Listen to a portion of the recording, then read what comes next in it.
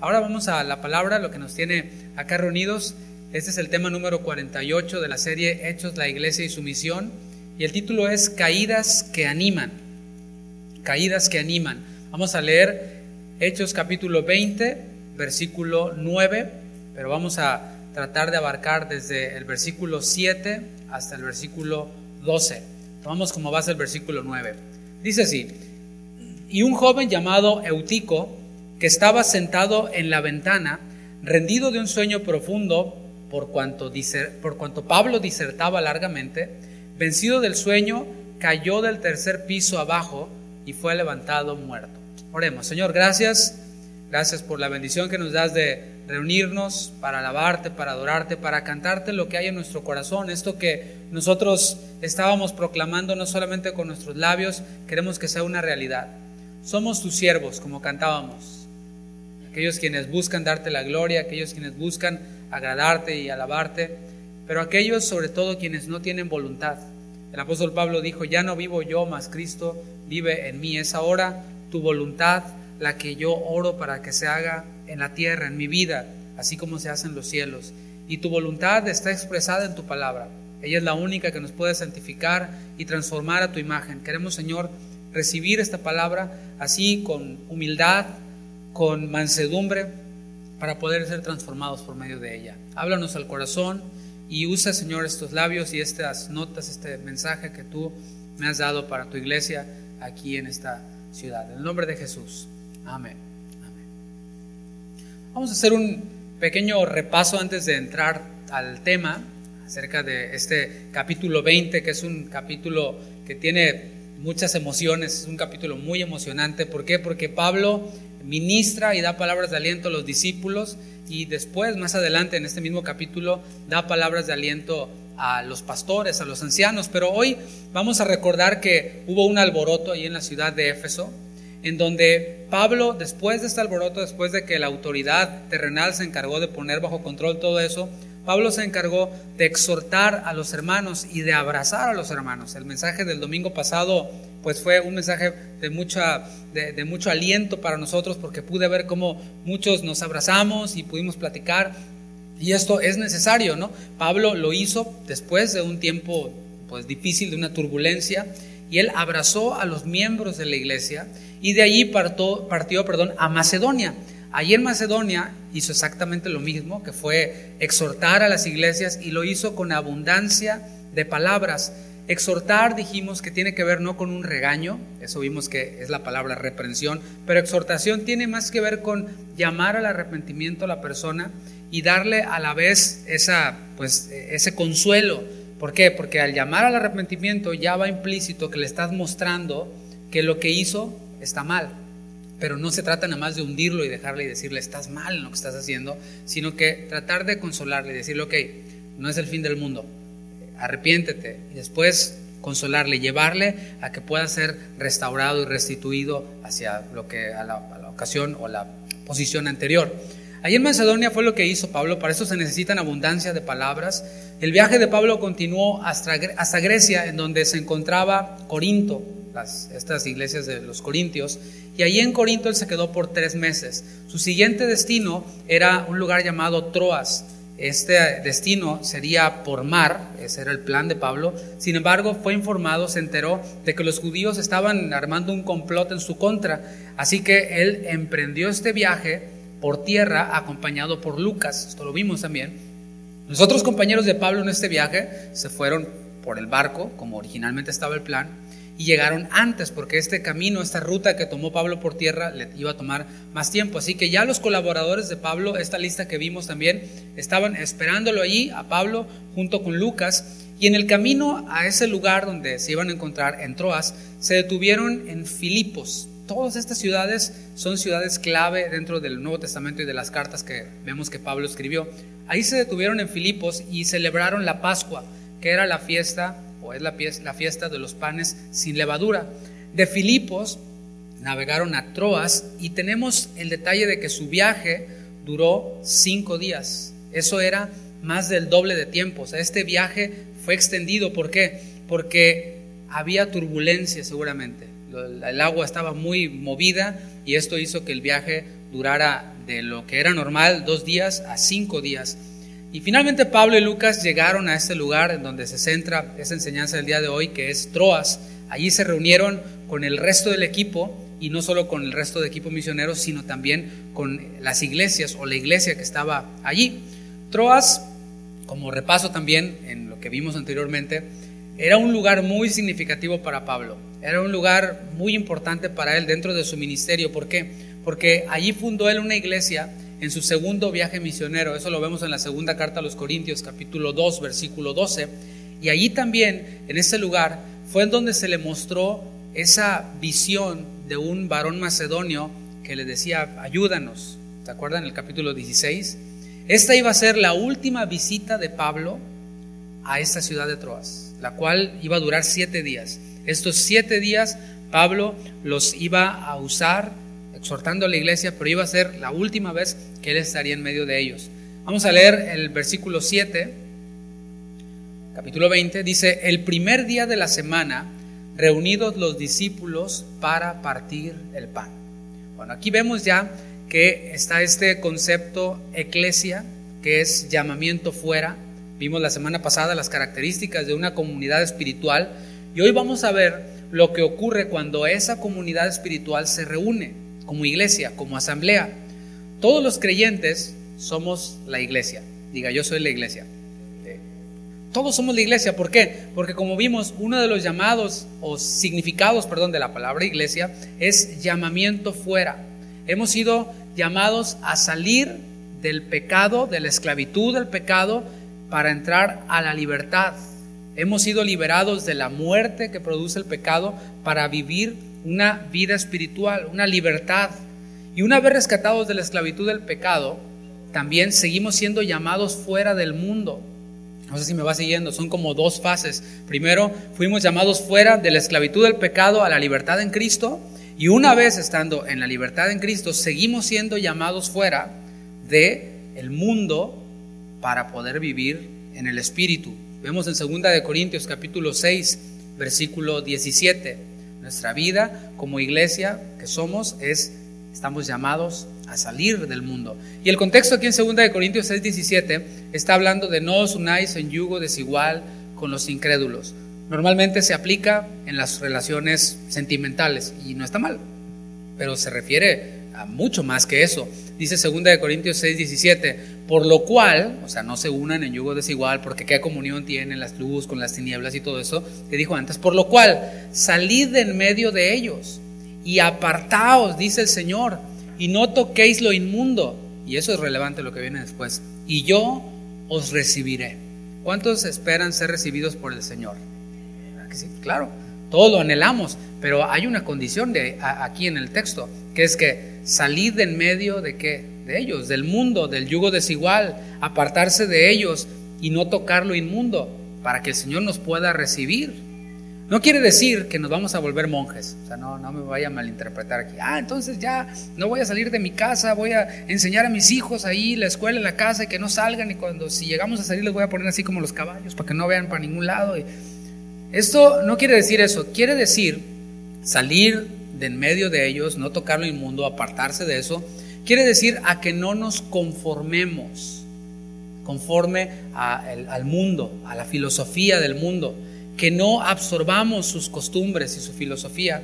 Romanos 12:2 lo vimos en el versículo 1, por las misericordias de Dios presenten sus cuerpos en sacrificio vivo, agradable a Dios, que es vuestro culto racional. Después versículo 2, no os conforméis a este siglo, a este mundo, a esta tierra, sino transformaos por medio de la renovación de vuestro entendimiento, para que comprobéis cuál sea la buena voluntad de Dios, agradable y perfecta. Para que usted hoy pueda recibir este mensaje, esta enseñanza, todo lo que el Señor tiene para nosotros, tiene que deshacerse de su filosofía que viene del mundo. Tiene que deshacerse de todo eso que no agrada a Dios. Llámese ira, llámese enojo, llámese lujuria, llámese duda, llámese todo lo que es, usted sabe, ¿no?, que se opone a la santidad de Dios, para poder recibir la palabra con mansedumbre. Así que es a lo que se refiere con salir de en medio de ellos. Se refiere a que seamos nosotros quienes influenciemos a este mundo. Eso no es que nosotros nos moldeemos de acuerdo al mundo, que nos transformemos de acuerdo al mundo, sino que nosotros seamos sal y luz en este mundo. Jeremías capítulo 15, versículo 19, nos habla de esto. Y la última parte de este versículo es muy aplicable con lo que estamos hablando. Dice Jeremías 15, 19, por tanto, así dijo Jehová, si te convirtieres, yo te restauraré. O sea, si dejaras de hacer lo que estás haciendo y te dieras la vuelta, eso se llama arrepentimiento, yo te restauraré. Y ese es el tema, que muchos quieren ser restaurados, pero no están dispuestos a convertirse. Quieren resultados diferentes haciendo lo mismo. Quieren que todos cambien, todo el entorno cambie, y entonces ellos no cambiar, y entonces sí. Y no cambian y ponen como excusa que los demás no han cambiado, que el clima, que esto, que aquello. Pero el Señor dice, si te convirtieres, yo te restauraré. Si no, no. Y delante de mí estarás. Y claro, cuando estamos haciendo lo mismo, cuando estamos viviendo en pecado, cuando estamos conformados a este siglo, a este mundo, a su filosofía y todo esto que dije, no podemos estar en comunión con Dios, porque el pecado corta la comunión con Dios, interrumpe la comunión con Dios. Delante de mí estarás. Y si entresacares lo precioso de lo vil, no de los demás, sino de ti mismo, serás como mi boca. Ahí está el propósito, la gran comisión. Y después la última parte, conviértanse ellos a ti y tú no te conviertas a ellos. Así es como los discípulos de Cristo somos iglesia afuera. Porque aquí, mira, ahorita, qué bonita iglesia, qué maravilloso, todos nos vemos bien, pero somos iglesia afuera también. Aquí la iglesia está congregada como asamblea, reunida, pero afuera, por eso usted dijo, yo soy la iglesia, afuera seguimos siendo la iglesia, y así es como somos iglesia afuera. Pero también, como un soldado, cuando sale al campo enemigo y está en la batalla y todo esto, regresa al cuartel, vuelve con su ejército, así también nosotros, la iglesia, regresamos al cuartel. La palabra reunidos ahí en el versículo base desde donde arrancamos ahorita, es la palabra sunago, que significa juntar, significa congregar. Dios nos llama fuera del sistema del mundo para juntarnos también, para reunirnos, para congregarnos. Y esto es algo que los discípulos disfrutamos. O sea, no es una imposición, tengo que ir a la iglesia otra vez. Sí, bueno, si es domingo, pues ahí llegamos nomás a la bendición, ¿verdad? No es una imposición, sino es un deleite. Lo hemos visto con anterioridad. Deseamos salir fuera del mundo, desconectarnos tantito para venir aquí al cuartel con los demás soldados y restaurarnos unos a otros, alabar juntos a Dios. Y eso es lo que estamos viendo aquí. Los discípulos de Cristo nos juntamos, nos reunimos. ¿Cuándo? Es la pregunta. El texto nos lo dice. El primer día de la semana. ¿Qué es cuándo? Hoy domingo. Hoy es el primer día de la semana. Si tú dices, no, es el lunes, ahí empieza mi semana. Bueno, entonces traes todavía el chip del mundo. Porque la semana en realidad está empezando hoy. Y hemos dedicado este día entero para el Señor. De tal manera que no debería de pesarnos, ¿no? Me tengo que levantar temprano para ir a la iglesia, al discipulado o al devocional si estás sirviendo a Dios. No debería de ser un pesar. Porque mañana te vas a despertar a las 6 o a las 5 o a las 4 o a las 3, 1, 2, 3 y tal, la hora que sea, ¿no? O sea, no importa. Pero hoy, ¿qué sacrificio puede ser? Despertarse un poquito antes para venir a alabar al Señor, dedicar todo el día para el Señor. Cada día es día del Señor. Pero el domingo es cuando la iglesia se reúne. El formato de la iglesia primitiva era, fíjate bien, lo vimos ahí en Hechos, tanto en la iglesia, en el templo, como en las casas. O sea, toda su vida giraba en torno a esta comunidad espiritual. El domingo se reunían como asamblea, una asamblea numerosa, y el resto de la semana se reunían en casas, y esto por toda la ciudad, diseminados por toda la ciudad. Así que ya sea domingo o cualquier otro día, en el templo o en las casas, cuando nos reunimos hay unidad. Esa unidad que el Espíritu nos dio. Dice la palabra solícitos en guardar la unidad del Espíritu, que es el vínculo de la paz. El Espíritu es el que nos une a Cristo y nos une también entre nosotros. Nosotros nos reunimos con un propósito, y estoy tomando todos estos puntos de los versículos que estamos viendo ahí en Hechos 20. Nos reunimos con el propósito de ¿qué? De partir el pan, y ahí hay mucho significado solo en esta frase. Esto implica la cena del Señor, que es un recordatorio de lo que Cristo hizo por nosotros en la cruz. No quiere decir que cada domingo vamos a hacer Santa Cena, aunque respetamos y hay quienes lo hacen, porque el Señor no dijo tiene que ser cada domingo o cada jueves o cada tercer sábado. No dio el Señor, simplemente dijo esto, celébrenlo en memoria de mí y háganlo así, pero no dijo cuándo. Así que nosotros recordamos lo que Cristo hizo en la cruz del Calvario. La obra de Cristo en la cruz hizo posible que cada uno de nosotros, quienes somos la iglesia, tengamos una comunión individual con el Padre, que podamos entrar hasta el lugar santísimo, a la misma presencia de Dios, como dice Hebreos 19. Sin embargo, la cena del Señor se celebra comunitariamente. O sea, está por un lado la parte individual, que el Señor lo que hizo en la cruz del Calvario lo hizo para que yo pueda entrar a la presencia de Dios, para que tú puedas entrar a la presencia de Dios individualmente, en cualquier lugar, sin restricciones. Pero también la cena del Señor nos muestra que es algo colectivo, es algo que no se celebra solo. El Señor Jesús partió el pan con sus discípulos y por eso los creyentes nos reunimos para recordar y para anunciar la muerte del Señor, y esto será hasta que el Señor regrese, hasta que el Señor vuelva. Así que cuando nos reunimos podemos tener comunión con el Señor de forma colectiva, o sea, lo que hicimos individualmente durante la semana lo hacemos unidos, y este era el caso de la iglesia en Colosas, dice Colosenses capítulo 3 versículo 16, para que veamos cómo se ve el reunirse de manera colectiva practicando lo que se hizo de manera individual. Dice Colosenses 3:16, la palabra de Cristo more en abundancia en vosotros. Eso se hace individualmente. Si usted espera que este mensaje del día de hoy lo llene para toda la semana, pues lamento decepcionarlo, pero no va a ser así, porque no come una vez a la semana, ¿verdad que no? Aunque se coma, se vaya al Golden Corral y se acabe todos los buffets que están ahí, ¿verdad? O sea, no te va a aguantar para toda la semana. Bueno, dice la palabra de Cristo more en abundancia en vosotros, que tengan los suficientes nutrientes para resistir las tentaciones de allá afuera, enseñándoos y exhortándoos unos a otros con sabiduría. ¿Qué ocurre cuando tienes esa comida en tu casa y te sobra un poquito?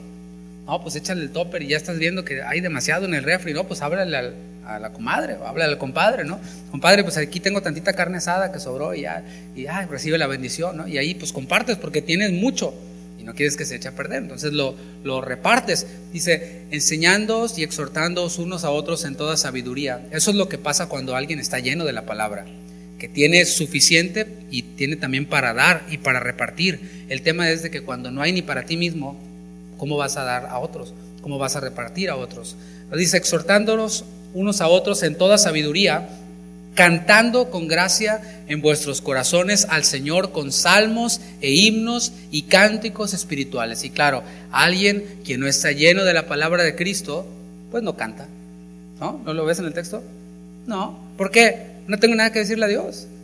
No nos vemos más que el domingo y apenas vamos calentando motores cuando ya dijo la hermana que un aplauso a las ofrendas y la predicación y... No, pero cuando estás en el Espíritu, cuando cada día está la palabra morando abundantemente en ti, cuando lo externas enseñando a otros, exhortando a otros, cuando llega el tiempo de cantar, de alabar colectivo, mira, esto es algo glorioso, y no porque tenga el mérito quien está dirigiendo, quien está tocando. Puede haber una guitarrita, es más, puede no haber ningún instrumento, y si hay una iglesia que individualmente estuvieron en comunión con Dios y todo eso que vemos aquí, va a ser una adoración y una alabanza con gracia, como dice el versículo. O sea, llena del favor de Dios, llena y bien nutrida, porque es algo que fluye desde un corazón que está rendido al Señor. Y dice con salmos, con himnos y cánticos espirituales, que es el formato de alabanza en otro tema, ¿verdad? Después vemos que se reunían los discípulos para partir el pan, es lo que estamos viendo.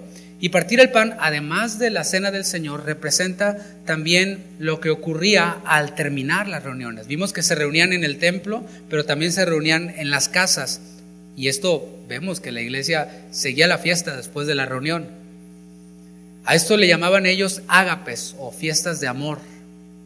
En estas fiestas ellos compartían los alimentos, porque claro, el pan que compartían a la hora de hacer el memorial, pues no te llenaba, ¿verdad? No es un full meal, sino era algo memorial, algo que representaba este pan que el Señor cenó con sus discípulos, pero pues al final así como que hace hambre, ¿no? Entonces ellos se reunían y hacían estas fiestas de amor o ágapes, Y para algo interesante que yo leía era que para muchos de los cristianos que se reunían en estas fiestas, esta era la única comida decente que daban en toda la semana, porque eran gente pobre, muchos de ellos, eran esclavos muchos de ellos, y tenían pues, comidas muy básicas o a veces hasta malas, mal alimentados iban, pero en estos ágapes eran como estas cenas de traje que tenemos, que cada quien trae algo y compartimos y pruebas diferentes platillos de diferentes lados. No le quiero dar hambre, pero esto es lo que ellos hacían. Se reunían y compartían el pan. Además de haber tenido comunión con el Señor, tenían comunión unos con otros, porque no se trataba nada más de comer, sino de tener comunión. Eso es lo que la mesa representa. Y no tengo que explicarlo mucho, porque aquí venimos todos de una cultura latina, de una cultura hispana, en donde la mesa es un lugar importante. Espero que usted no se me agringue y que después cada quien coma, sí, ¿no? Así como que el chamaco come ahí arriba y el otro en su cuarto, el otro cuando llega. Que podamos mantener ese buen hábito de nuestra cultura de sentarnos a la mesa y no empezar a comer hasta que estamos todos sentados y podemos después de comer tener una charla y platicar y cómo te fue en la escuela y cómo te fue en el trabajo y poder aprovechar ahí para enseñarles a nuestros hijos. Dice la palabra, les vas a enseñar al acostarse, a levantarse en el camino, y también incluye cuando estamos sentados a la mesa. Nosotros no invitamos a la mesa a cualquiera, ¿verdad que no? Cuando yo llegué acá a Estados Unidos, algo me llamó mucho la atención, y era que me sentaba en un restaurante, por supuesto acompañado con mi familia o amigos, y de repente veía a alguien ahí en una esquina comiendo solo en el restaurante. Ay, pobrecito, sentía feo yo, ¿no? Pero no me animaba a invitarlo a sentarse con nosotros porque pues no lo conocía, ¿verdad? Pero eso era como un choque cultural que yo tenía. Y es cierto, no invitamos nosotros a cualquier persona a sentarse a la mesa con nosotros, pero sí a los discípulos. Aunque no lo conozcas quizás, que tú digas, no, pues está ese hermano que se sienta hasta allá y nunca lo he saludado ni nada, hasta tiene como medio cara así de enojado, pero ya que lo tratas vas a ver que es buena onda, ¿no? Es un discípulo y puedes tener comunión con él. Todo esto se realiza en torno a la enseñanza. Es importante eso, la enseñanza de la palabra de Dios, y es desde allí, desde donde fluye todo lo anterior. O sea, fluye los cantos, fluye la cena del Señor, fluye esta cena o comunión unos con otros desde la palabra. De otra forma, si no estuviera presente la palabra de Dios, la cena del Señor sería como cualquier otra cena, como cualquier otra fiesta, ¿no? Como cualquier otra religión, como veíamos en el discipulado. Y los cantos pues serían lo mismo que cualquier rito. O sea, en el bar también cantan, ¿verdad? O sea, ponen una canción ahí y se ponen a cantar y etcétera, ¿no? Pero eso es lo que nos hace distintos de la comunidad de Satanás a esa comunidad espiritual a la que nosotros pertenecemos, que la palabra del Señor es el centro, es en lo que perseveramos y desde ahí fluye todo. Eso fue lo que Pablo hizo con esta iglesia ahí a la que él tanto amaba. Fue lo que hizo en estos 7 días allí, desde que llegó, sin importar el cansancio que podía haber acumulado después de un viaje largo, después de un viaje donde había mucha tormenta, un viaje complicado.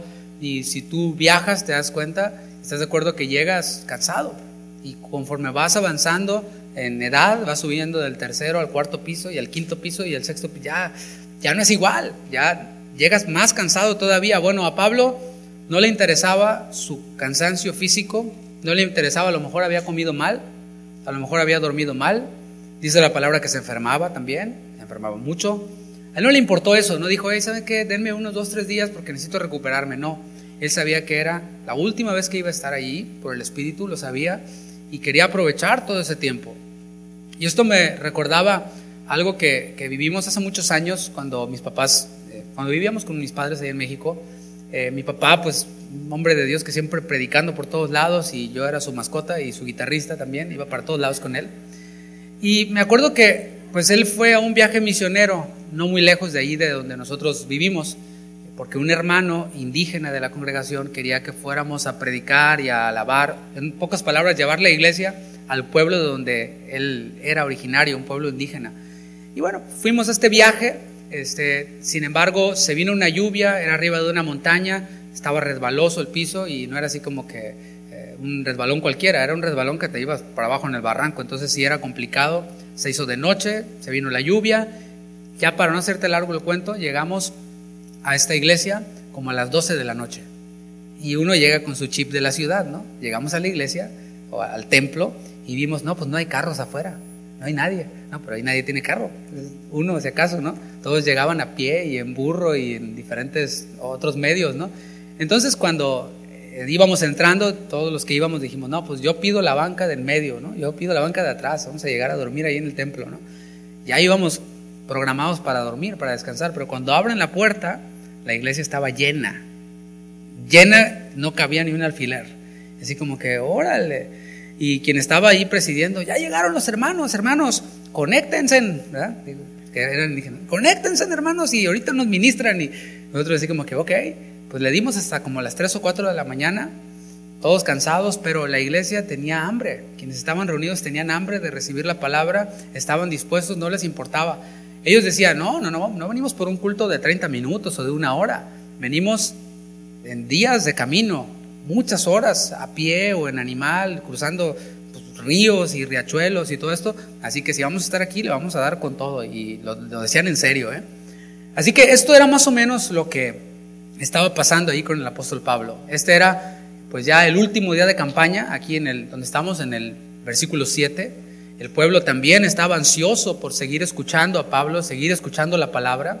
Dice la segunda parte del versículo 7, Pablo les enseñaba habiendo de salir al día siguiente. O sea, no dijo Pablo, hermanos, hoy voy a predicar cortito porque mañana sale mi viaje, salgo de viaje y pues tengo que descansar. No, él iba a salir al día siguiente y mientras enseñaba, y dice, y alargó el discurso hasta la medianoche. No se preocupe, eso no va a pasar el día de hoy. Versículo 8, y había muchas lámparas en el aposento alto donde estaban reunidos.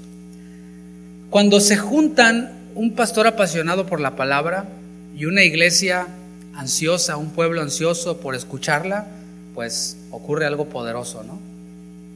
Ocurre una reunión larga, ese es el resultado, largas reuniones. Y no quiere decir que una reunión larga sea una reunión excelente necesariamente, ni lo contrario. Pero esto es lo que vemos aquí en este texto. Reunirnos como cuerpo, hermanos, no sé si estarás de acuerdo conmigo, es un pedacito del cielo. Para mí lo es. Reunirme con mis hermanos, alabar al Señor, escuchar la palabra, después convivir todos juntos, es un pedacito del cielo, así literal. Porque si tu hermano es redimido y tú lo eres, pues allá arriba vamos a estar con él, juntos también, como hermanos, el Señor nos va a reunir. Así que pues si hay algo que tienes contra alguien, pues velo arreglando, porque allá va a ser, en la eternidad vamos a estar todos juntos, ¿no? Sin embargo, todavía no estamos en el cielo. Aunque aquí ahorita es un pedacito del cielo, todavía no estamos en el cielo. Estamos en este mundo bajo la ley, por ejemplo, de gravedad, bajo leyes, como la ley de gravedad. Aún entre creyentes y en reuniones ocurren tragedias, ocurren desgracias. En medio de esta maravillosa reunión que estamos viendo va a ocurrir una caída, porque estamos todavía bajo la ley de gravedad, aunque sea un pedacito del cielo. Yo te pregunto, ¿alguna vez te has caído? ¿Sí? ¿Alguna vez? Es doloroso, ¿no? Es doloroso, pero todavía más es vergonzoso. Creo que duele más que el golpe, la vergüenza. En la congregación a la que íbamos nosotros en México, habían 2 reuniones, una a las 9 de la mañana y otra a las 11. Era la misma predicación. Entonces los músicos teníamos oportunidad de ir durante la predicación a comer y después regresar para ministrar en la segunda reunión, y ya en la segunda reunión escuchábamos la palabra. Pues así estábamos organizados, ¿no? Entonces nos íbamos a desayunar todos los músicos, así bien uniformaditos y todo, y cuando veníamos de regreso, pues ya los hermanos de la primera reunión iban saliendo y nosotros veníamos de regreso y íbamos caminando. Y recuerdo también que aquella vez íbamos todos los músicos y pues los hermanos pasaban y nos saludaban, ¿no? Y pues uno nos saluda. Entonces pasaba, y otro hermano pasaba en su auto y los saludaba, nosotros caminando, y ya después parecíamos como políticos, ¿no? O como el Papa, así, ¿no? O en campaña, así.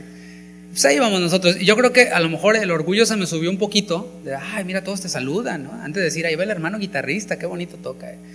Y como que el orgullo se me subió un poquito, y como que el Señor dijo, pues ahí te va para que te alivianes, hijo, para que te endereces. Había una alcantarilla así enorme, y ahí voy yo, saludos mi querido público, y ¡fum! De repente desapareció el hermano guitarrista, ¿no? ¿Qué tal? El rapto, ¿no? Se cayó en la alcantarilla. Y yo traía mi pantalón beige así, o medio blanco, todo lleno pues así de lodo, ¿no? Todo horrible ahí en la alcantarilla, ¿no? Y mis hermanos músicos, pues, en vez de ayudarme, se reían, ¿no? estaban gozosos, pero bueno, ya después me ayudaron, salí, bueno, es otra historia. Pero el punto aquí es que fue vergonzoso, fue muy, muy vergonzoso. No me preguntes dónde me pegué o qué se me hinchó, pero sí se me hinchó la cara de vergüenza. Eso es lo más feo, ¿no? Ahora vamos a ver este incidente que ocurrió en medio de una reunión extendida en un aposento alto. Dice el versículo 9: y un joven llamado Eutico, que estaba sentado en la ventana, rendido de un sueño profundo, por cuanto Pablo disertaba largamente, vencido del sueño, cayó del tercer piso abajo y fue levantado muerto. ¿Qué tal? Nada que ver con mi caída, ¿verdad que no? Mi primera impresión cuando leí este texto, obviamente después de haberlo leído, pero de ponerle mucha atención, mi primera intención o impresión, quiero decir, fue preguntar: ¿esto se pudo haber evitado? O sea, esa tragedia, sin duda que lo era o lo fue, ¿se pudo haber evitado de alguna forma? Y la respuesta es sí, sí se pudo haber evitado. Si este joven Eutico que vemos aquí no hubiera estado sentado en la ventana, pues se hubiera dormido, pero así como que varios brothers de aquí, ¿no? Que luego se quedan y no pasa nada. Pero estaba sentado a la orilla de la ventana. Y si él no hubiera estado sentado a la orilla de la ventana, pues no hubiera ocurrido esta tragedia. Quizás se hubiera golpeado la cabeza si hubiera estado cerca de la pared, o quizás se hubiera caído nomás de la silla o del asiento en donde estaba, pero no se hubiera muerto, no se hubiera golpeado de esta forma. Y aquí surge una pregunta. La pregunta ¿es posible que un discípulo caiga? ¿Es posible? Pues si no, pregúntenle a Eutico, ¿verdad? Así como es posible que un discípulo se caiga al suelo, porque estamos bajo la ley de gravedad, o sea, no es como que, no, es discípulo, a él la ley de gravedad no le aplica, porque ya está bien en el espíritu, pues la ley de gravedad sigue aplicando. Y así como es posible que un discípulo se caiga al suelo, es posible también que un discípulo también caiga en alguna falta. Y es a donde quiero llevarte un poquito en medio de risas. Pero quiero hacer una pequeña aclaración, un pequeño paréntesis. Y es muy simple. No es lo mismo caerse que tirarse, ¿verdad? No es lo mismo. No es lo mismo que yo me caí a la alcantarilla a que yo me hubiera tirado a la alcantarilla. Son dos cosas distintas. Y de la misma manera que no es lo mismo caer en pecado que vivir en pecado. Son dos cosas completamente distintas. Hay algunos quienes se la viven tirándose del bungee. ¿Sí se entiende lo que es el bungee? El bungee es una cuerda que te pones, que te tiras, ¿no? Y después, cuando ya vas a punto de caer, rebotas. Bueno, hay algunos quienes se la viven tirándose del bungee por entretenimiento, por adrenalina, porque se siente padre. Yo soy muy, muy, muy miedoso para ese tipo de cosas, y conforme me he ido siendo más viejo, más miedoso me hago. Porque sí, está padre y todo, pero no, la sensación no está padre, ¿no? Pero hay quienes les encanta tirarse del bungee, les encantan ese tipo de actividades extremas, y muchos así con el pecado, se la viven tirándose del bungee por entretenimiento, por deporte. Pero no es el caso de Eutico. Él no se tiró del bungee, él no se tiró, él se cayó. Y quiero hacer ese paréntesis nada más, ¿no? No es lo mismo tirarse que caerse. Es muy probable que este joven, Eutico, haya tenido una larga jornada de trabajo. Si él era esclavo, por ejemplo, no tenían días de descanso. Después de una larga jornada de trabajo, se juntaban, por eso se juntaban por las tardes. Aún el primer día de la semana, muchos trabajaban todavía, y no era opcional, porque eran esclavos. No era opcional para ellos. Por eso las reuniones se acomodaban ya más tarde, cuando todos estaban disponibles. Así que muy probablemente después de esa larga jornada de trabajo de Eutico, pues estaba cansado. ¿Tú qué crees? Su carne estaba cansada. Yo no sé en qué trabajes tú, pero pienso yo en qué podría haber trabajado Eutico, y no creo que haya estado sentado en una maquiladora o en alguna computadora, o no sé, caminando por ahí. Eran trabajos rudos, trabajos pesados, porque no había toda la maquinaria que hay el día de hoy, ni la tecnología que hay el día de hoy, que nos facilita tanto la vida.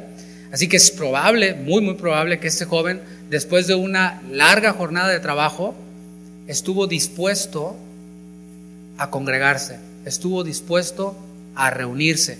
Y aquí viene la primer pedrada. ¿No te ha pasado que hoy hay reunión, estoy cansado?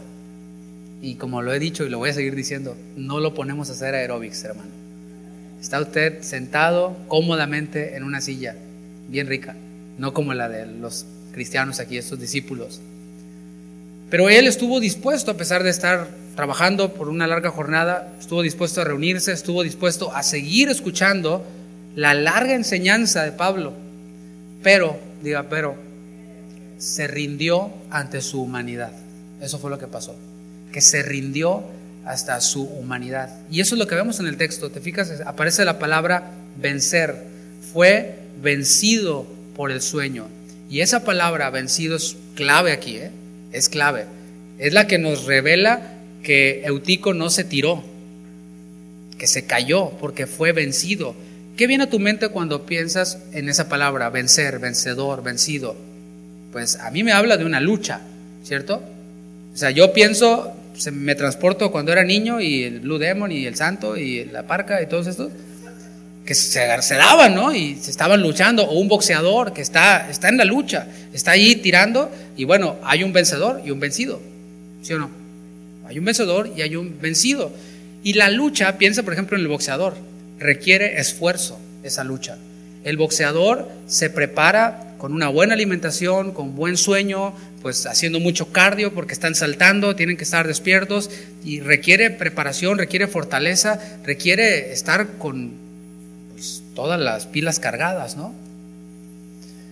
Y la lucha, como digo, entonces implica esfuerzo. Hay quienes dicen estar luchando contra algún pecado, contra alguna actitud, pero no parece como que estén luchando, porque esa actitud domina sobre ellos la mayor parte del tiempo.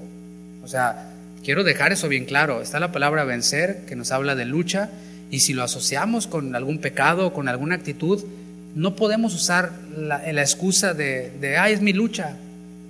No, o sea, porque si eso te domina, entonces ya no es lucha, ya es tu derrota. O sea, ¿sí me estoy comunicando? O sea, no es lucha. Si eso te domina, si eso es lo que se ve de aquí a 10 kilómetros, no digas es lucha, es tu derrota, y hay que hacer algo para cambiar eso, ¿no? Es como, pensando en esta analogía del boxeador, o estás de pie en el ring, tirando, aguantando, o estás en la lona. Y en la lona no estás batallando con nada, O sea, aquel quien está en la lona nomás están sonando 1, 2, 3. ¿Está batallando? No, está ahí derrotado. Y hasta que se levante va a estar otra vez en la lucha. Así que o estamos de pie batallando, luchando para vencer, o estamos en la lona. ¿Dónde estás tú? Pregunta. ¿Arriba batallando o en la lona? ¿Y cuánto tiempo llevas en la lona? Las caídas, hermanos, nos recuerdan nuestra humanidad y nos recuerdan también nuestra vulnerabilidad. No somos superhéroes, aunque hay algunos quienes se crean superhéroes, se crean supercristianos y todo lo puedo en Cristo que me fortalece, y ando bendecido, prosperado y en victoria, armado y peligroso, y échame el diablo. Y no somos. Esos son los primeros que apostatan a la primera de cambios. No somos superhéroes. La palabra nos recuerda que somos vulnerables, que somos humanos, que somos falibles. Piensa en los apóstoles, en los discípulos, quienes en varios momentos pudimos ver su humanidad.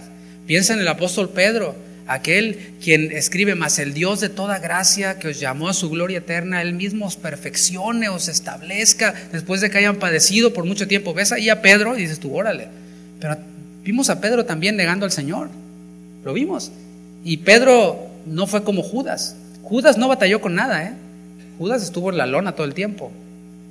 Pero Pedro se cayó y se levantó. ¿Y qué escuchó de parte del Señor? Pedro, ¿me amas? Apacienta mis ovejas. ¿Me amas? Apacienta mis ovejas, apacienta mis corderos. Vemos cómo el Señor restaura y fortalece al que se levanta de estar ahí tirado en la lona, ¿no? Pero las caídas nos demuestran que somos vulnerables, que somos frágiles, que somos humanos. Yo cuando me caí ahí me recordé bastante que no era acá el gran artista, el gran guitarrista, sino que era un humano ahí, hundido, necesitado de ayuda para que me sacaran de esa alcantarilla lodosa y mugrosa. Eutico cayó del tercer piso abajo y dice el texto que lo levantaron muerto. Piensa en eso, No está diciéndolo de manera figurada. La caída de Eutico fue tan fuerte que murió, literal, murió. Basta, hermanos, con un desliz para morir. ¿O tú qué crees? Esta mañana salí a comprar algo a la tienda, y cuando regresaba, era muy temprano, eran como las 7:15 de la mañana, y cuando regresaba hacia mi casa vi un auto volteado y otro auto todo despedazado. Afuera del auto volteado estaban muchas personas tratando de rescatar a otros que estaban ahí atorados, y en el otro auto estaba una señora tendida en el piso. Acababa de pasar.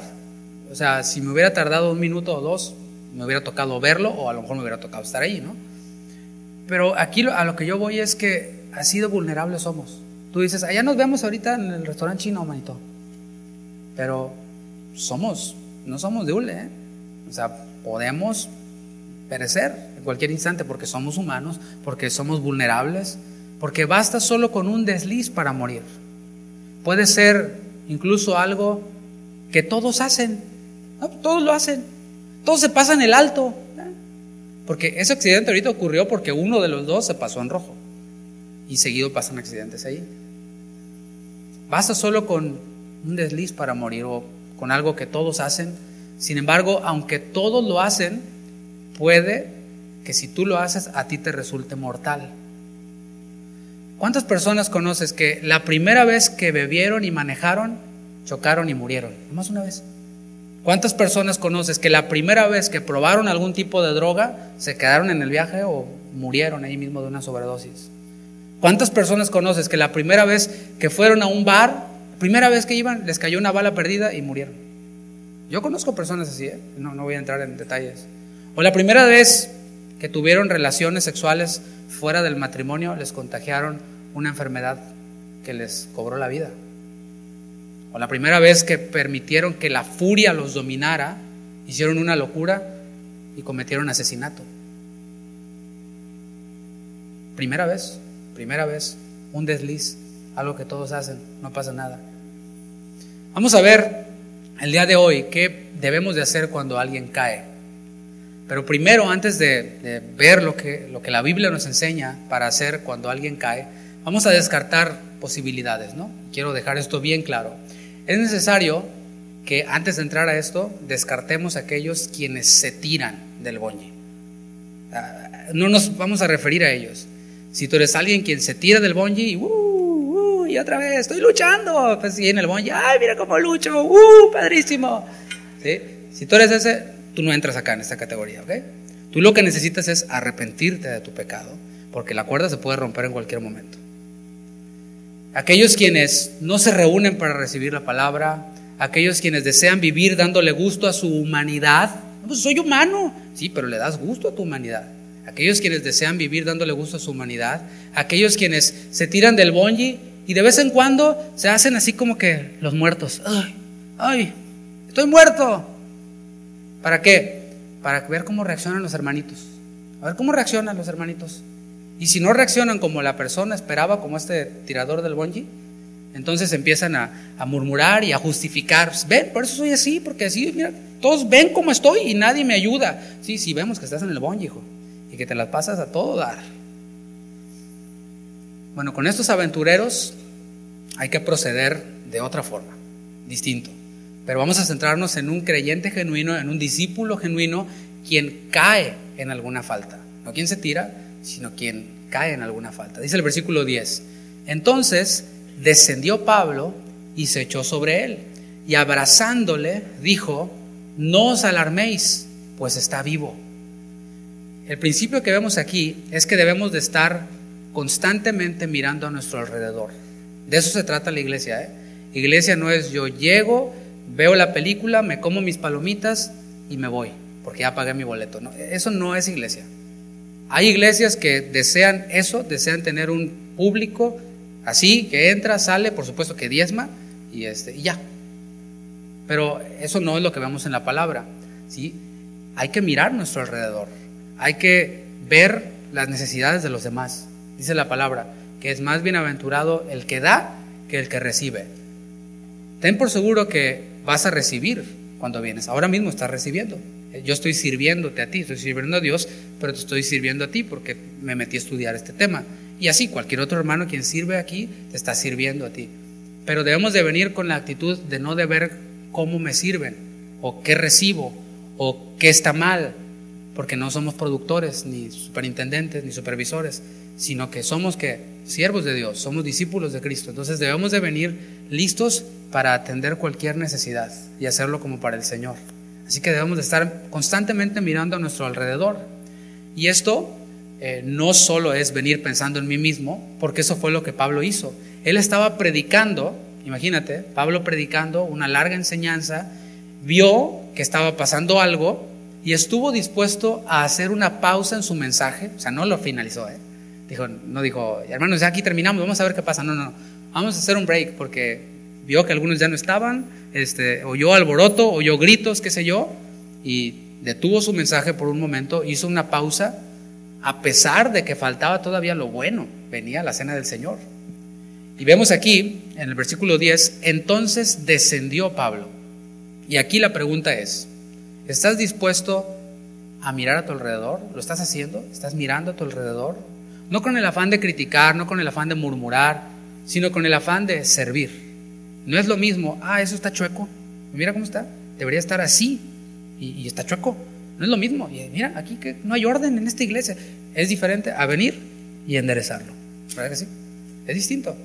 Y no decir nada. No, yo enderecé eso que estaba chueco porque yo soy o sea, son dos cosas diferentes. Mirar a nuestro alrededor no para murmurar, no para criticar, sino para servir, para exhortar, para abrazar.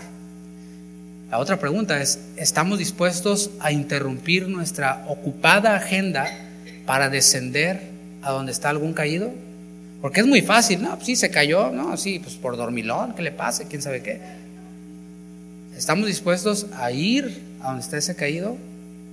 Todos, hermanos, todos tenemos muchas cosas que hacer.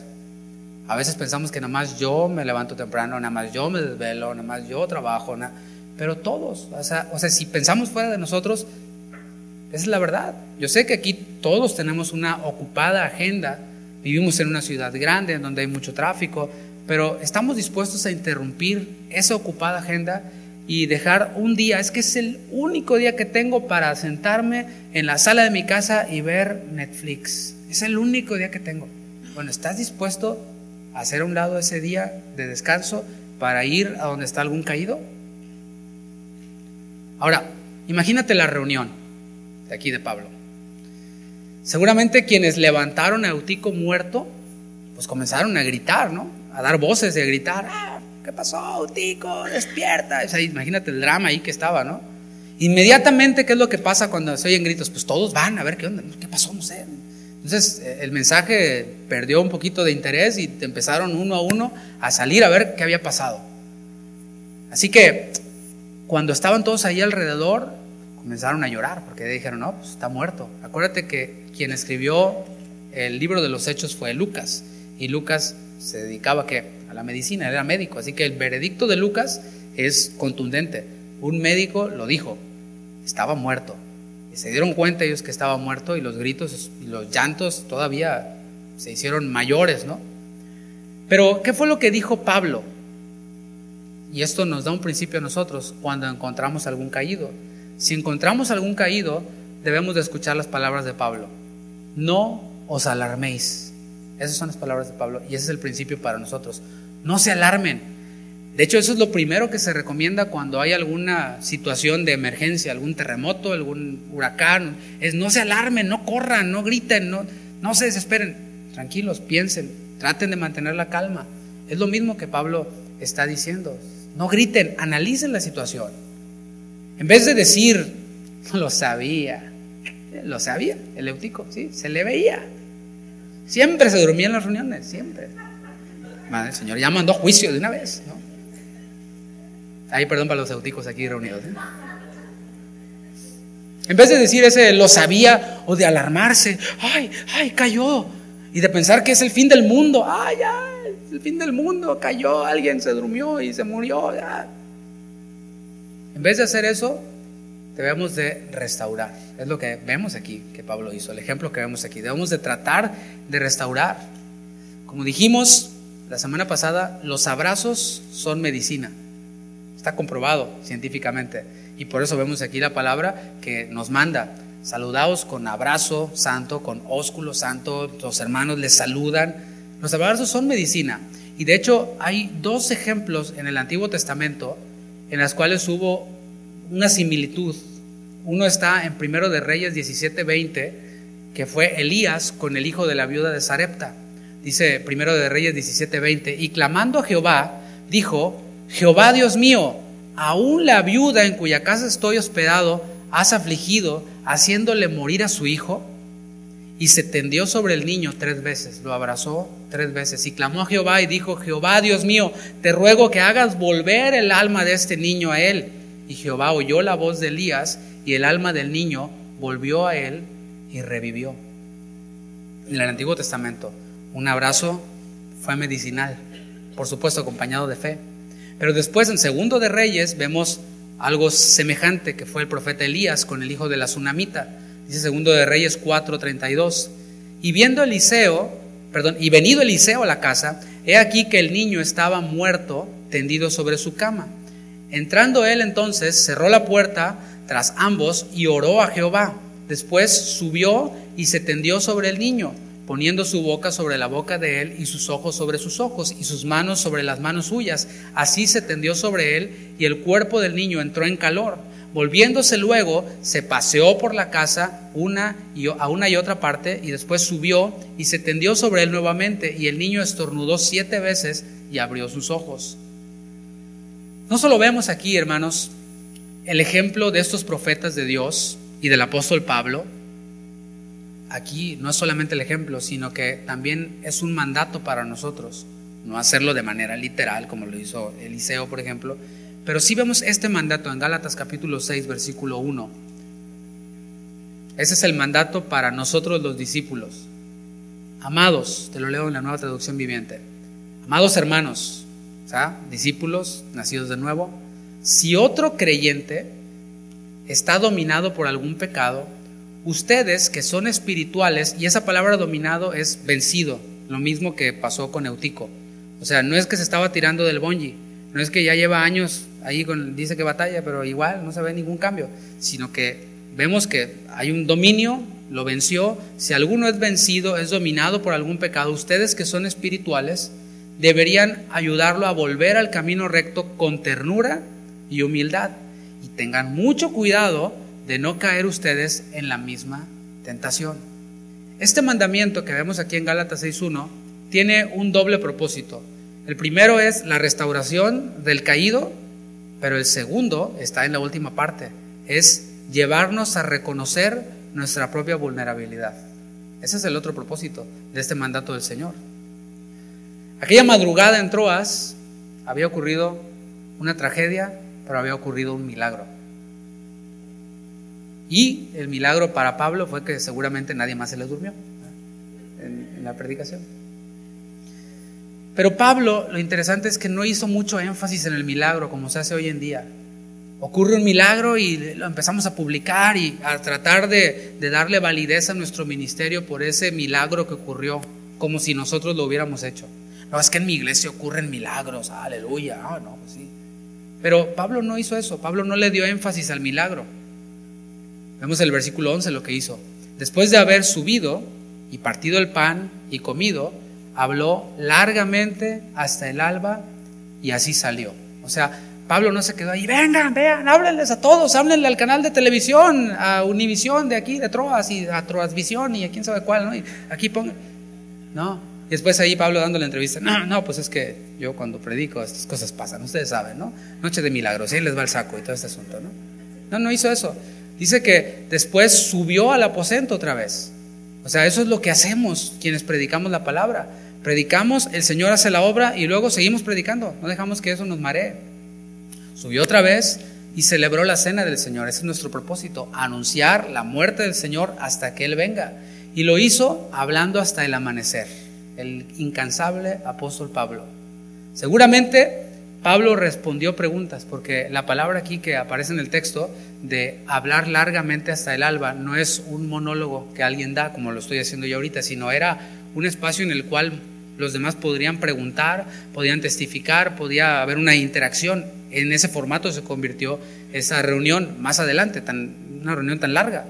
Seguramente Pablo respondió preguntas y aprovechó también para enseñar principios como estos que yo te voy a dar aquí para concluir. El primer principio que seguramente Pablo les dio fue aléjate de las ventanas. Hermanos, aléjense de las ventanas. Aún dentro del redil de las ovejas, hermanos, hay ventanas. Hay esos puntos ciegos o puntos muertos, ¿no? Cuando vas manejando tienes el espejo, pero hay un punto muerto, un punto ciego. Hay ciertos autos que te prenden una lucecita indicándote que hay un punto muerto ahí. Pero aún esos pueden fallar, así que no te confíes 100%. Hay que alejarnos nosotros de esos puntos muertos, de esos puntos ciegos o de esas ventanas. ¿Cómo? Bueno, exponiéndonos cada día al Señor, en comunión con Él, rodeándonos de hermanos más fuertes en la fe, siendo transparentes con ellos, no siendo descarados. No, pues esta es mi lucha, dale como quieras. No, siendo transparentes. Hermano, ¿para qué te digo que no? Sí. Esta es mi lucha, esa es mi batalla. Y sí, a veces estoy en la lona, a veces me levanto, a veces así estoy. Bueno, hay que ser transparentes con ellos. Hay que darles libertad también para que nos exhorten cuando nos estemos acercando a alguna ventana. Ya te abriste, ya te expusiste, y cuando ese hermano maduro en la fe te ve que vas como para la ventana, ¿a dónde vas? Vente para acá. O si estás lejos de la ventana pero empiezas a cabecearte, que te pueda dar un codazo santo, ¿verdad? ¿Verdad? Para que no te duermas. El otro principio que seguramente Pablo les enseñó fue: no es lo mismo caerse solo que caerse acompañado. Seguramente Pablo aprovechó para hacer esto. Estar aislado del cuerpo no solo es un síntoma de decadencia espiritual, de decaimiento espiritual. Piénsalo, es alguien quien se aísla del cuerpo, de la iglesia, porque hemos visto que es un deleite, hemos visto que es un mandato, hemos visto que es en donde hacemos de manera pública o de manera colectiva lo que hacemos en lo individual. Entonces, alguien quien se aísla, es obvio que dejó la comunión individual con Dios, es obvio que dejó de deleitarse en el Señor, por eso ya no se deleita entre los hermanos. No, es que a mí no me gusta estar ahí entre tanta gente. Es obvio que algo faltó, algo falló, y no solo es un síntoma de decaimiento espiritual, también es un peligro, porque una oveja que se sale del redil es víctima, es presa fácil de los ladrones y de los lobos. Eso es lo que vemos.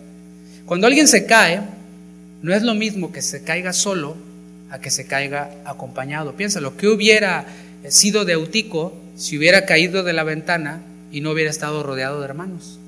¿Qué hubiera sido de él? Dio el costalazo, se murió y ahí quedó. No hubiera habido un pueblo que avisara al pastor. No hubiera habido un pastor que lo abrazara y que lo restaurara. ¿Te fijas cómo es todo un trabajo en equipo? Eclesiastés capítulo 4, versículo 9 y versículo 10. Nos dice este versículo, subráyalo cada vez que digas: no, yo no necesito congregarme, el Señor y yo, y quién sabe qué, y mis chicharrones truenan, y todos son hipócritas, y todos son unos ladrones los pastores, y todo este rollo. Cada que venga eso, abre tu Biblia en Eclesiastés 4, 9. Dice: mejores son dos que uno, porque tienen mejor paga de su trabajo. O sea, el viernes veíamos cómo servimos a Dios y no esperamos un aplauso y un reconocimiento aquí, sino estamos haciendo tesoros en el banco celestial. Y aquí Eclesiastés 4:9 nos dice: cuando ustedes hacen el trabajo en equipo, ¿qué dijo el Señor? Cuando vayan de dos en dos. Cuando ustedes hacen el trabajo en equipo, reciben mayor paga por su trabajo. Es como si te dan un bono, ¿sí? El Señor te dice: galardón si das un vaso de agua a un profeta. Pero si lo haces acompañado de otros en equipo y le hacen limonada, ¿verdad? Eso ya es versión David habla hoy. Si le echan equipo entre todos y lo hacen mejor, tienen otro bono extra. Dice que reciben o tienen mejor paga de su trabajo. Y continúa diciendo: porque si cayeren, el uno levantará a su compañero. Pero ay del solo, o sea, pobrecito el solo, que cuando cayere no habrá segundo que lo levante. ¿Te fijas? Eclesiastés 4:9. Cuando digan: no, yo solo, pobrecito de ti. ¿Cuántos pobrecitos andan por ahí, verdad? Que se creen Superboy, Superman, Wonder Woman. El otro principio que seguramente Pablo les enseñó fue: a darle gloria a Dios y a gozarnos cuando alguien es restaurado. Cuando un caído es levantado, debemos de gozarnos de que aún de esas cosas trágicas el Señor puede enseñarnos y puede animarnos. Eso es lo que significa: a los que aman a Dios todas las cosas les ayudan a bien. ¿Fue algo trágico? Sí, pero el Señor de eso trágico hizo algo para su gloria, que ayudó para bien a esta iglesia, que le dio el spice que le faltaba, yo creo, a la reunión de Pablo, al mensaje de Pablo, ¿no? Ahora sí ya nadie se dormía, ¿no? Pues vamos a ponernos atentos a ver qué está diciendo y qué está enseñando el apóstol Pablo. Dice el versículo 12: y llevaron al joven vivo y fueron grandemente consolados. Seguramente Pablo también les enseñó un último principio para cerrar. Todos estuvimos caídos en algún momento, todos. Dice la palabra: por cuanto todos pecaron y están destituidos, apartados, caídos, quedados cortos de la gloria de Dios. Todos estuvimos caídos, íbamos hacia la muerte, pero Dios nos abrazó, dando a su Hijo en rescate por nosotros. Eso es lo que significa abrazar. Abrazar significa dar, sin esperar algo a cambio. Eso es lo que significa abrazar, es lo que implica abrazar. Cuando abraces, no digas: yo abrazo a todos y nadie me abraza. Es esa actitud infantil, es esa actitud de alguien quien está en el bungee. En cualquier momento se rompe la cuerdita. Y bueno, ya que se rompe la cuerda, pues ora para que haya un pueblo que grite y pida tu ayuda, y un pastor que te levante, un hermano que te levante. Dios nos abrazó así, de tal manera amó Dios al mundo, que dio a su Hijo unigénito para que todo aquel que en Él cree no se pierda, mas tenga vida eterna. Y entonces, cuando recibimos el abrazo de Dios, recibimos vida eterna. El tema es de que hay muchos quienes no quieren recibir el abrazo, no se dejan abrazar. Se hacen los muertitos y no se dejan, ¿no? Cuando vienes para abrazar, ¿no? Pero nosotros recibimos el abrazo de Dios y recibimos entonces la vida eterna. Y esta vida eterna trae consuelo para muchos, trae edificación para muchos, gran consuelo, dice el texto. Así que para concluir, mis hermanos, te voy a invitar a que te pongas de pie.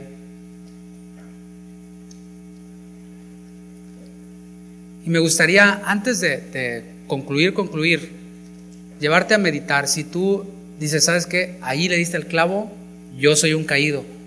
Yo soy un caído que pues voy a la muerte directamente.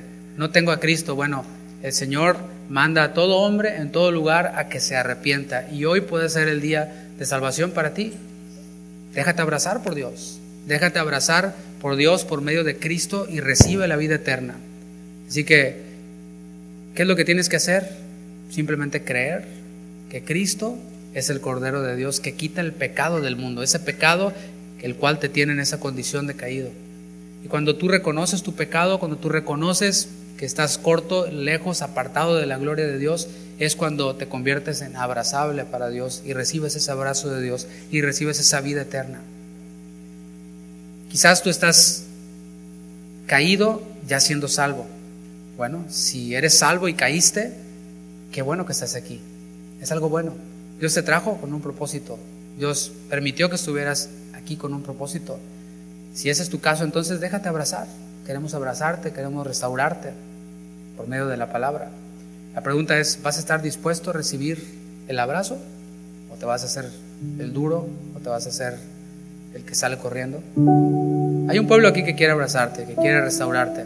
Una iglesia que desea servirte de esta forma. Y finalmente, mi hermano, hago un último llamado.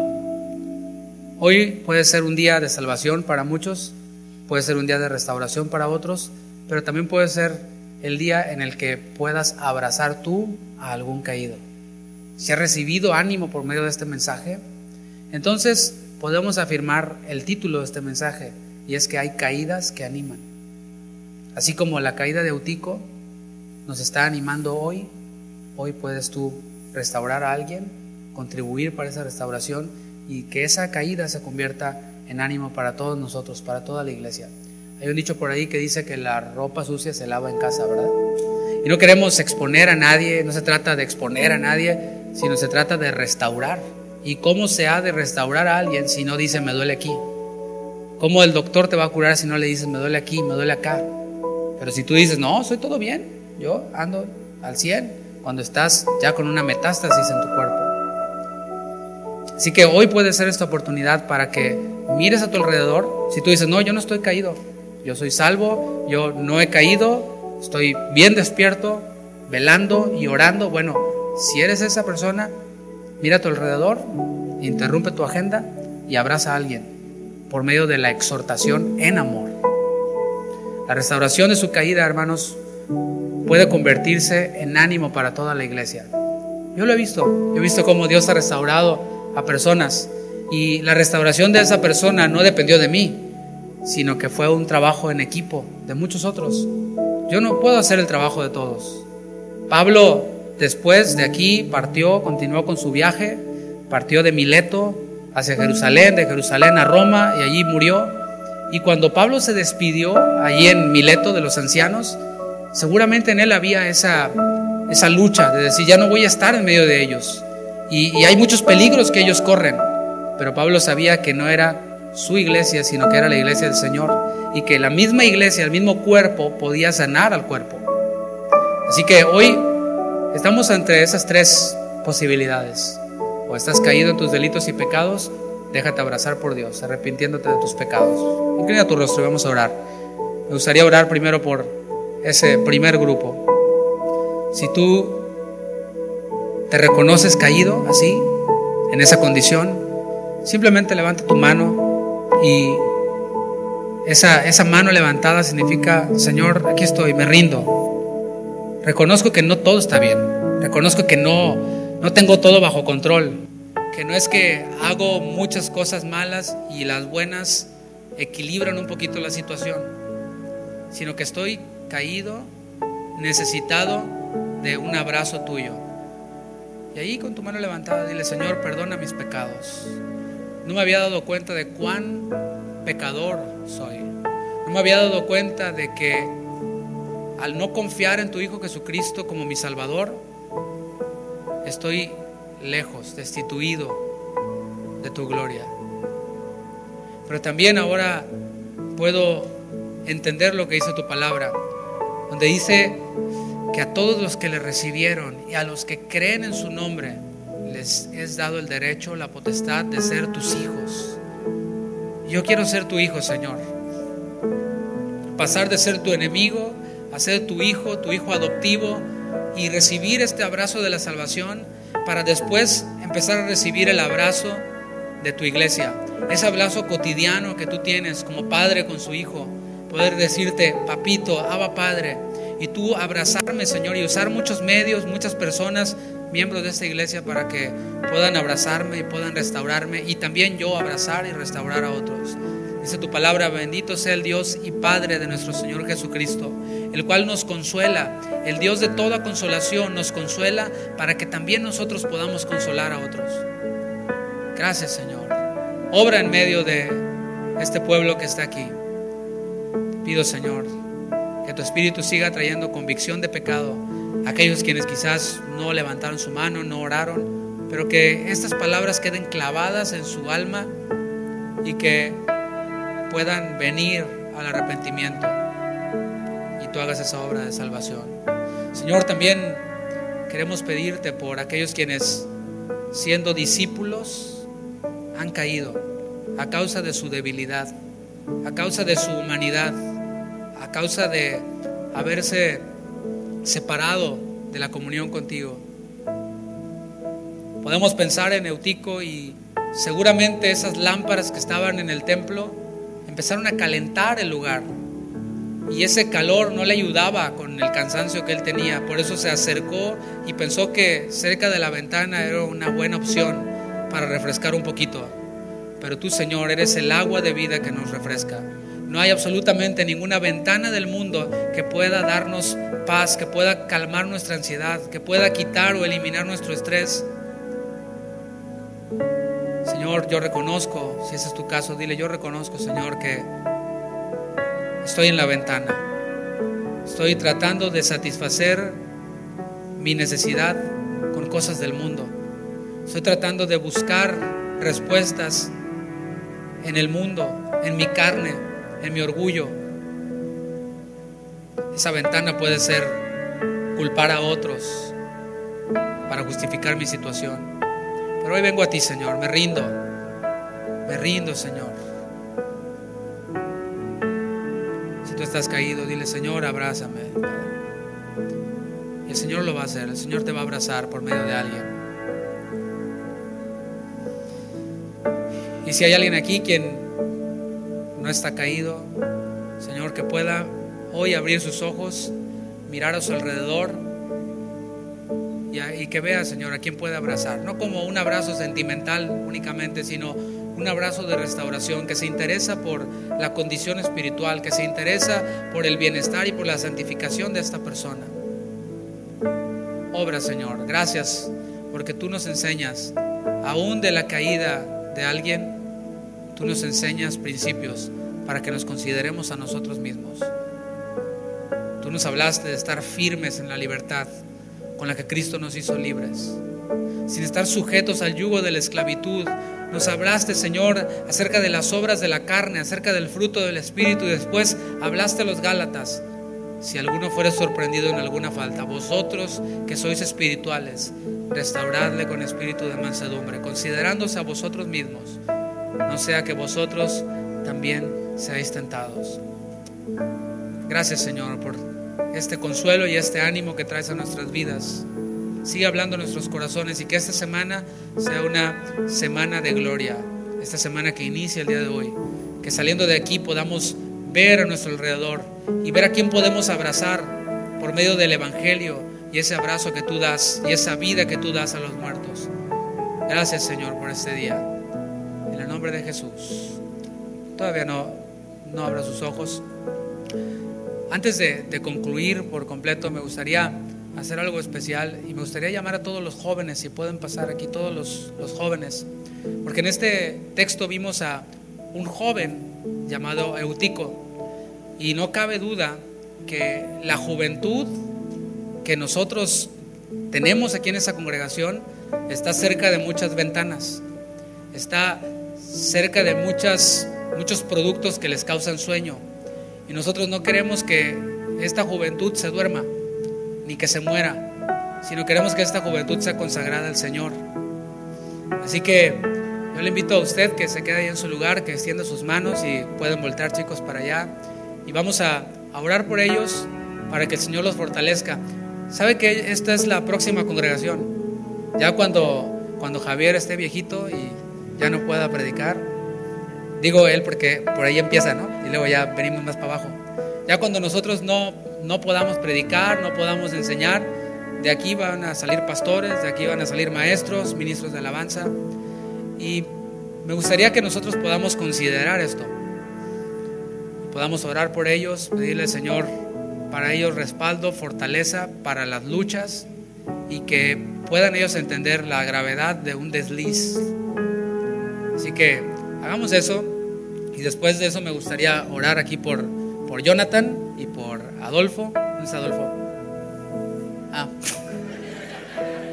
Bueno, oramos por Jonathan y por Adolfo acá, quienes regresan a Guadalajara. Mañana nos vamos a Guadalajara, se los voy a entregar a sus papás sanos y salvos, así que vamos a orar por ellos también, pero primero oramos por toda la juventud. ¿Listos? Señor, gracias por esta bendición de ver a una generación más que no está ahora mismo en el cine o en la pulga o en el mall, que están aquí, Señor, en tu casa, en la asamblea de los discípulos, en la asamblea de los creyentes, y están escuchando tu palabra, son expuestos a ella en el discipulado, son expuestos a ella en las reuniones de jóvenes. Algunos de ellos han tomado un paso más allá y se han inscrito en una escuela bíblica para aprender más de ti, y nos gozamos por eso, porque ellos serán quienes enseñarán a los más pequeños, y quizás a nosotros también nos enseñen, Señor. Gracias por ellos, gracias por sus vidas. Guárdales, Señor, protégeles en el hueco de tu mano. No los dejes caer en tentación. No los dejes, Señor, caer en tentación, acercarse a las ventanas. Manda hermanos en la fe, maduros, a sus padres, a sus tíos, para que les adviertan del peligro de las ventanas. Dale sabiduría, Señor, y que de aquí podamos ver matrimonios, familias nuevas formadas desde aquí que recibirán a otras generaciones, y así hasta que tú vengas, Señor. No queremos centrarnos en nosotros mismos. Nosotros también como padres tenemos la responsabilidad no solo de orar, sino de enseñarlos, y enseñarlos también con el ejemplo. Bendice esta juventud, estos adolescentes también. Guárdales, Señor. También te damos gracias por Jonathan, por Adolfo, quienes han venido de lejos para servir a tu iglesia, para pasar unos días aquí con su iglesia, siendo enviados por sus pastores, recomendados por la iglesia no solo en Tepic, sino en Guadalajara. Y nosotros, Señor, hemos podido disfrutar en estos días de su compañía, de su testimonio, de esa sanidad que obraste en la vida de Jonathan, que ha sido de edificación para nosotros, de la palabra que nos han compartido y de ese servicio para ti, no solo en tocar, sino en estar dispuestos a recoger cables, a cargar bocinas, a cualquier otra cosa. Señor, sabemos que tú ves esas cosas que ellos hacen en lo secreto y tú lo recompensarás en público como ahora, y lo recompensarás también en los cielos. Que su tesoro en el cielo se siga haciendo cada vez más grande para tu gloria, y que puedan seguir consolando a otros jóvenes. Muchas gracias por sus vidas, les bendecimos, y bendecimos también a toda esta juventud y a los padres, a sus tutores, en el nombre de Jesús. Muchas gracias, Señor. Amén, amén. Mis hermanos, estamos despedidos. Venga y abrácelos si puede. Abrace a alguien, que Dios les bendiga. Nos vemos en la próxima reunión.